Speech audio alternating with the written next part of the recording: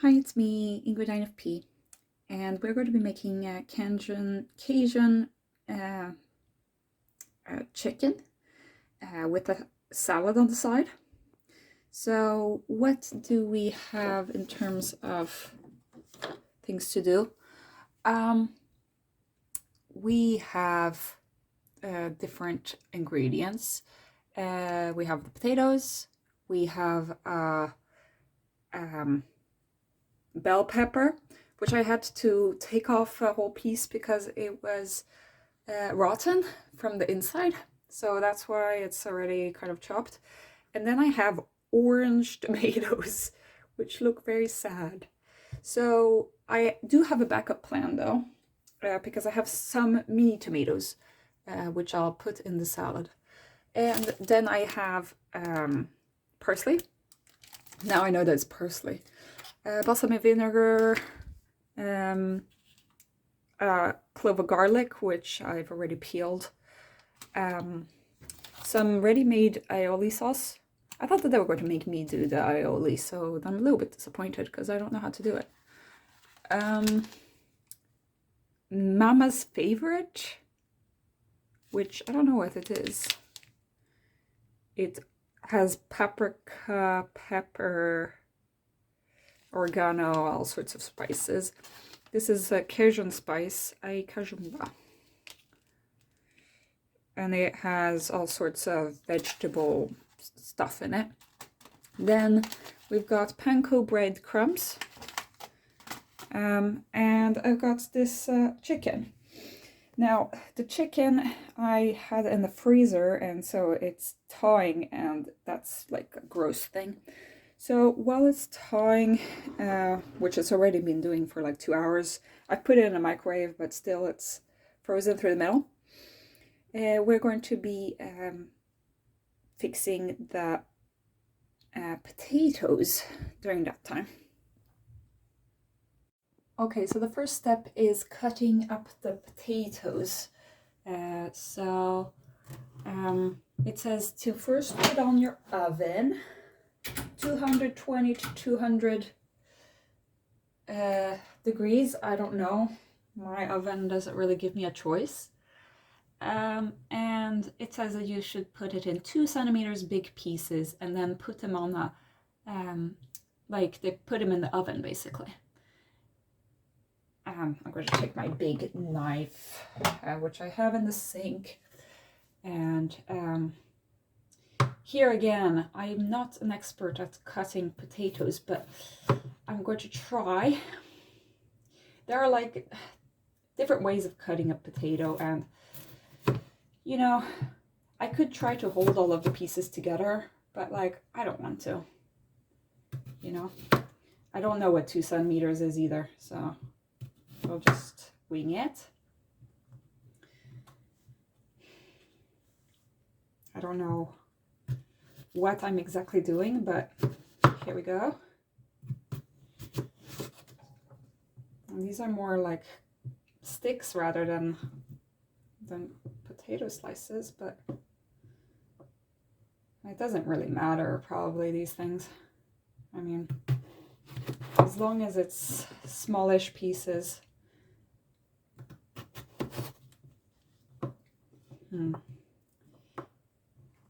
It was my Italian friend who taught me that just like, it doesn't matter how you make the pieces, but a good trick is to basically cut everything on a flat surface. So that's what I'm doing. I want these to be like little squares, so that's what I'm doing here. It probably isn't the right size, but who cares? And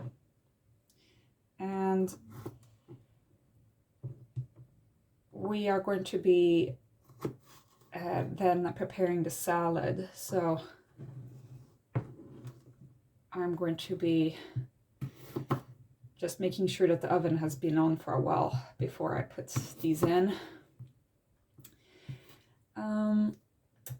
I'm glad that you guys liked, I'm glad that you guys liked my earlier videos.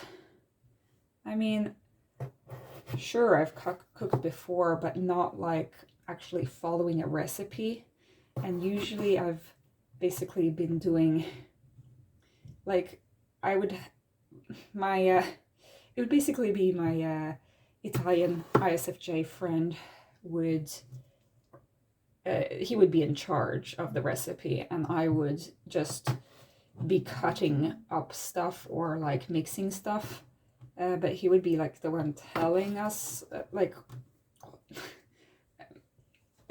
fixing, like he was the one who was following the recipe, and I was just following him basically. But I find that this is a little bit of a different experience because I'm self-directed, you can say. It's not because somebody else is, you know, maybe the best way to learn is to be like shown by another person. But at the same time, you know, I also have social anxiety, and doing stuff in front of people really, really scares the shit out of me. And so I actually can't perform as well when I'm in front of somebody. And it doesn't actually matter who it is. What does matter though is that right now there's nobody in the room with me, like looking at how I'm doing things. I know that you guys are looking and you guys are watching me, and you might have like objections to how I'm doing things, but it doesn't matter because you guys are far away and aren't doing this in real time with me. When I was doing my live, it was in real time, so that was a little bit more stressful, but that's not the point. It's more the fact that having a physical person like tell me that what I'm doing is wrong, or that I'm not doing it right. It's not just because I'm scared of criticism, it's because I've experienced people, like friends, actually leaving me for being strange, for being incompetent, basically. And that is pretty traumatizing, you know? It has happened to me quite a few times when I was a child, for example. But as a child, you make and you break friendships all the time, while as an adult, you don't have those opportunities to make friendships as easily anymore. And so losing a friend is really scary. And it's always been scary, even as a child, but, you know, it's... you know, I can't rely on my parents to teach me how to do this. And if I ask my friends, I get really scared of being judged. And obviously, well, you know, you could say that it's just me not wanting to take accountability for my actions, blah, blah, blah. But, you know, it's actually... you know, it's actually much less, it shouldn't be such a big thing. It shouldn't be such a big thing, but it does affect people quite a lot when they see me doing something wrong, and it hurts me to know that they just forget all of my good things once they see me not manage a basic skill.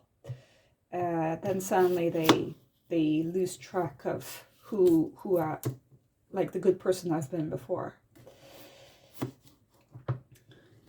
And yeah, that really sucks. And so that's a big reason why I have social anxiety. It's not because like I'm scared that people are going to judge me. It's because, like, it has happened before. People have judged me. And it's not like I'm just... So when I was doing CBT, it was pretty...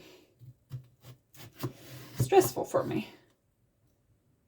Because a lot of the CBT is like, oh, well, what's the worst possible scenario? Okay, I lost something on the floor, which apparently means that I'm supposed to put more seasoning on the food. That's become the new rule, apparently, on these videos. I know that a lot of people watching are probably really scared for my fingers right now. And you know what? If I hurt my fingers, I'm a doctor and I live close to the hospital. So I also have a first aid kit, so I'm actually okay. I know that that's not the usual way that you're supposed to think about these things, but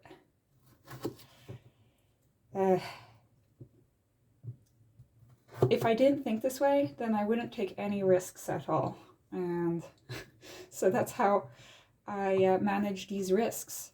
Otherwise, I would, basically never have tried HelloFresh if I just thought that, you know, that I can only do it in the right, correct way, in the safe way.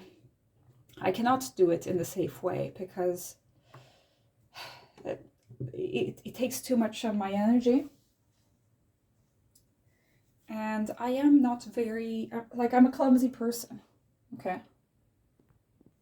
Okay, so into the oven now, and then we will be preparing the salad.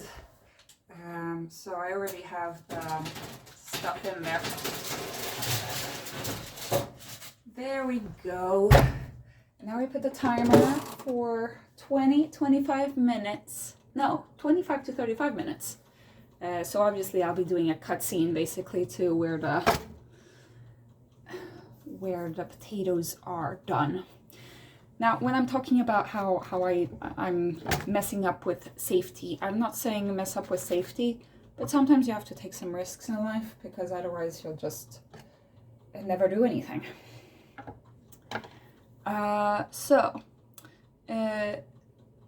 Oh, I forgot something. Okay, I'd forgotten that a huge part of this is to put the mom's favorite package with paprika on top of the potatoes. So I just did that. Also olive oil, salt, pepper, which I'd already put on. Okay, so now we're making the salad. So I see what to do about these tomatoes. Potatoes. I've been dealing so much with potatoes. But I found another part that was gross. Ugh. See, it was all rotten inside there. So, okay. And now what do they want me to do? Just make everything into small pieces, basically. So I've taken out the seeds already. That's good. Now let's keep going. I usually just like make sure that they're kind of flat-ish against the flat of this. I told my ESFJ colleague, who is very proud of me for doing HelloFresh. She's like my extra mom, so she's very happy about my mom having bought this for me. Because it's kind of like they've never met each other, but they're kind of like both my moms in different ways, and they want me to do well. But it's just funny to see her reaction, because she's like, wow, yeah, you know, she's seen me bring like all sorts of frozen foods to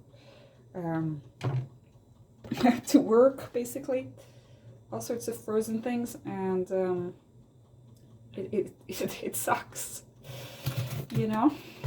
Okay, I mean, all of these ingredients are going to be put together into some kind of thingy anyway, so it doesn't really matter how, like, I don't need to be that meticulous about like, oh, second time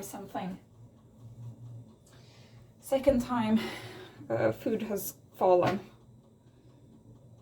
You know, my kitchen is small, so obviously things are going to fall, but we don't really care. Okay, so here we go, just like cutting. I mean, I've learned the cutting technique for like slicing, where you put the tip and then you go down, and the tip and then you go down, and it's like a rolling motion.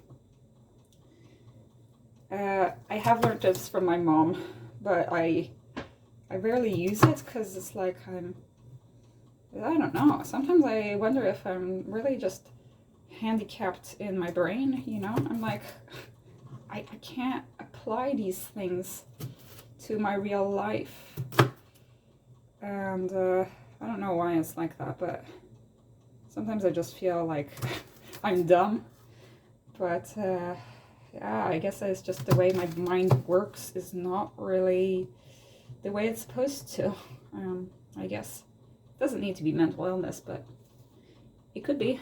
Or it could be me being an INFP or neurodivergence or whatever. I don't care at this point. Okay, so there are these. I'm not being very effective, but that's because we do have 25 to 35 minutes of time here. We do have to make the egg thing that goes into the, like, that I dip the chicken in once they're done. And so I need to also prepare the chicken, but I'm not looking forward to that, to be honest. Okay. Now,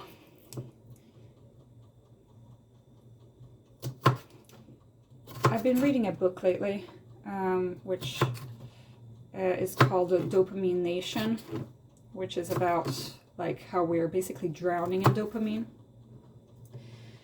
And that's what creates such pain and addiction in our society, because we have so much around us that can give us pleasure, that in the end we're not capable of experiencing pleasure anymore from anything. Because just like a heroin addict, you know, in the end nothing gives him joy, not even the actual drug, you know. The drug gives him less and less pleasure. He just needs the drug in order to like manage till the next time. So that was pretty interesting. She is a psychiatrist, the writer, so she does know her stuff. She's quite critical of SSRIs, which, I mean, I am too. But I think that a lot of it, what I don't like about the book is that she talks a little bit too much about her own experience. Well, actually, I would like to hear more about the actual addicted people. Like, I'd like to hear more about people who are addicted to their phones, or people who are addicted to, like, food, or there are all sorts of weird addictions. But she does talk about people with different kinds of addictions for different reasons, who either get off the drug or not. So I think that it's a really good book about the subject. I don't think it's a bad book. I think it's a really good book. And it's not just like, oh, iPhone bad, you know. It's like a look about, like, what are we doing, you know, to ourselves. We're just like running away from pain. And you know, there are so many people who are so scared of pain, and it's understandable with the society that we live in. Like, everything is so unbearable that you like. Pain is unbearable, and we have such mediums of getting away from all of that and experiencing some joy for once, and then we're not allowed to because like our parents tell us that iPhones are bad, and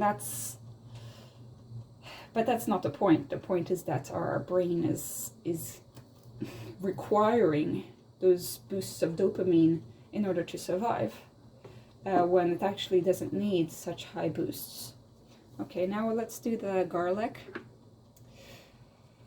So I think that that's a really interesting book. So I would definitely recommend it. I'm not exactly finished with it, but almost. So, and like I have 50 pages left of the book out of 250. So I think that it's also an easy read. Like you don't, like the writing is really big in the copy that I have. It's really huge, you know. Okay, I think that I should actually do some of the garlic later, because that goes with the chicken, while this goes into the salad. Well, it tells you to like prepare the vegetables, but I've made a mistake before of like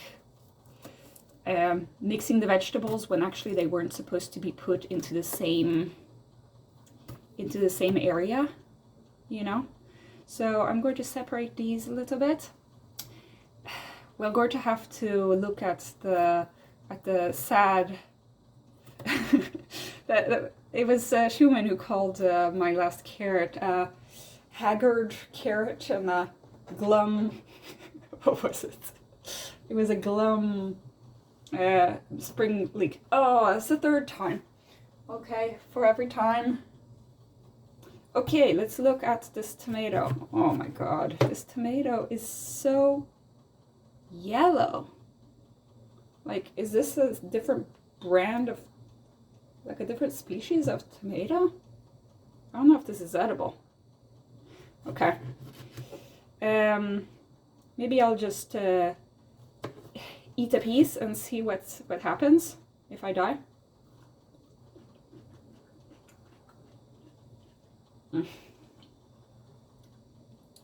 I mean, like, I can consume it, but it doesn't taste like anything. Oh, wow. This, I mean, look at that. That's yellow as can be.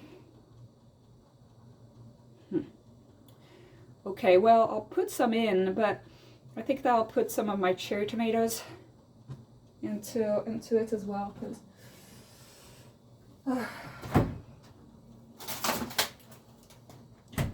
so I have some cherry tomatoes, but and some of them are yellow, but they're supposed to be. Well, these, I don't think that they're supposed to be yellow, you know? It means that they're not ripe. So I have like this little mix in case. So let's take out this. Okay, so I did not use the tomato because it was so yellow. I mixed them together to make a salad, and now we're going to put the balsamic vinegar on it.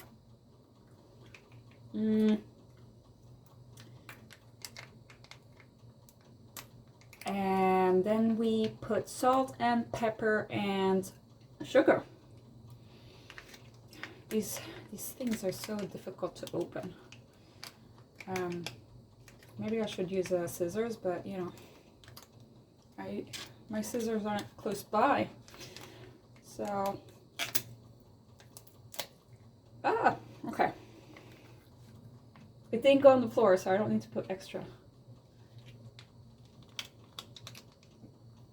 There we go. That's balsamic vinegar. Okay, good. And then we have salt, pepper. So salt.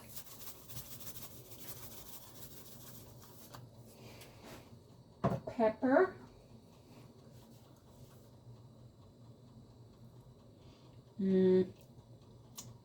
And sugar.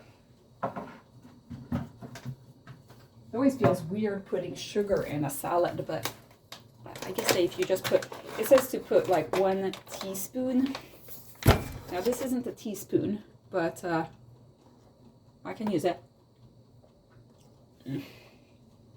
Just going to wipe it off because it has some. Okay. This should be about a teaspoon, I guess. Oh, there we go. And now we just mix, mix, mix, mix, mix. I think that maybe the potatoes aren't ready. They aren't ready. So this is the salad, pretty crunchy salad because I put the whole bell pepper in but didn't put the tomato. I just put these mini cherry tomato pieces in there just to make a little bit balanced. Ooh, sweet and sour. It really is good, actually.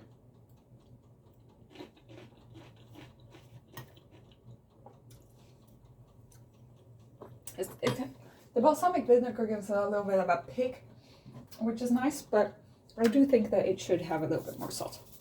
So here we go with the salt. Okay. I mean, I really don't know what I'm doing. So when I say that I feel like it needs more salt, I just like salty things. I mean, I don't have problems with my blood pressure, so I'm allowed to, I can afford to say these kinds of things. But you probably did not need more salt. It just tastes the same. Okay. That was a salsa, apparently. That's called a salsa. Now, I have this little bowl where I'm going to be doing the chicken stuff. Okay, so I had to move the camera, and that's because I'm going to be mixing the eggs now. Oh, just 1 egg apparently. Just 1 egg together with the garlic, the Cajun sauce, and the panko. Oh no, the panko is later. Okay, so wait. I'm not the best at cracking eggs. There we go, there's an egg. There is an egg. And we throw this out. And here we've got an egg. And this egg, I don't have a whip, but I have a fork. So here we go with the fork.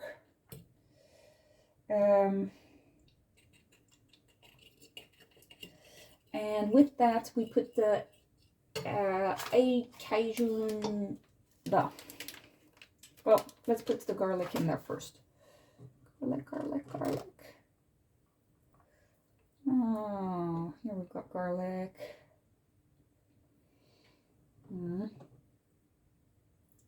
I didn't really slice this very small, let us say. So we're going to just put the little pieces in there. Little pieces in there. There we go. There we go.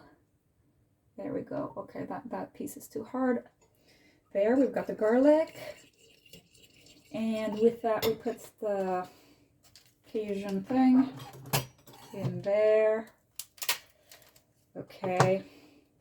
I don't know if you guys can see anything, but here we're fixing. Oh, it really smells.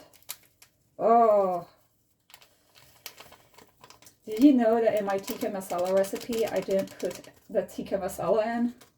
That's why it didn't taste like tikka masala. I'm quite ashamed, but it now makes sense why it was kind of bland tasting. For those of you who were there during the live. Okay, I put too much spice, I think. But they told me to put it in, and I was like, well, we want this to be spicy, kind of. Isn't that the point? Sometimes I don't really understand these instructions. They say, okay, put that in and then put the panko. I don't understand.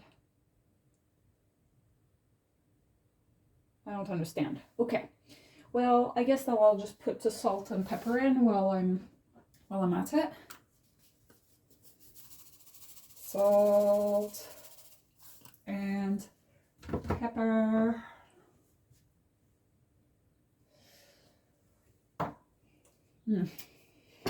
Okay, so I did the salt and pepper thing, but that doesn't explain anything about what I'm supposed to do now.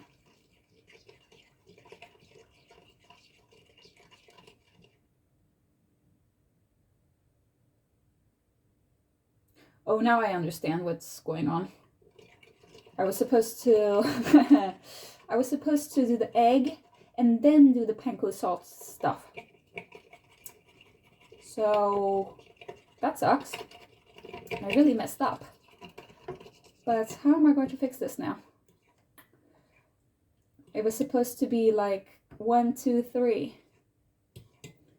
It's hard to read instructions, man. Well, what am I going to do with this now? I guess that I can do like the eggs and then put that in. We'll see.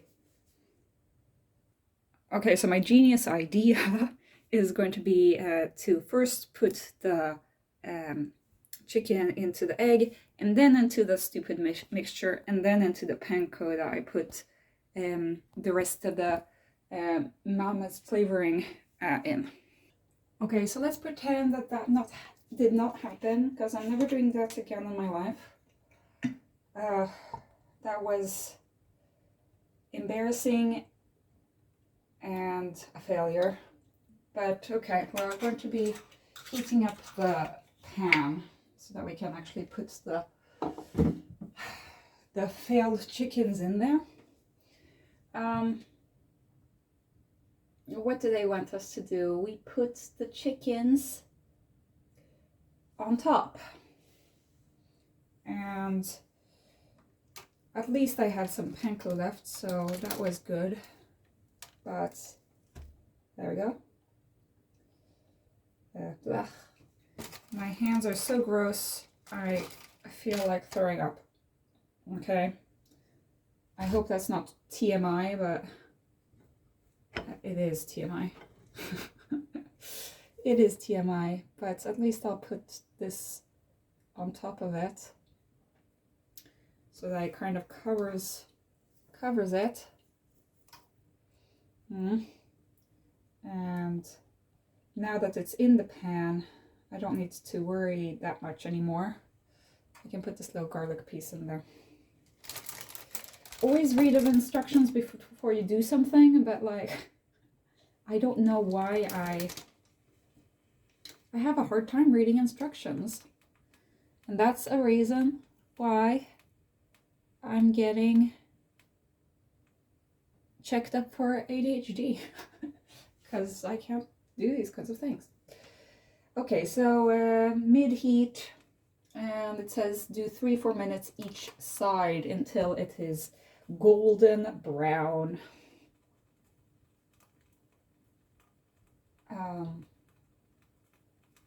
So they want you to make sure that there's no more pink inside the chicken, which otherwise you can get E. coli and salmonella and all sorts of shit. Campylobacter. So we are not going to get that. So let's wash our hands. I'm washing our hands. Gross, gross, gross, gross, gross.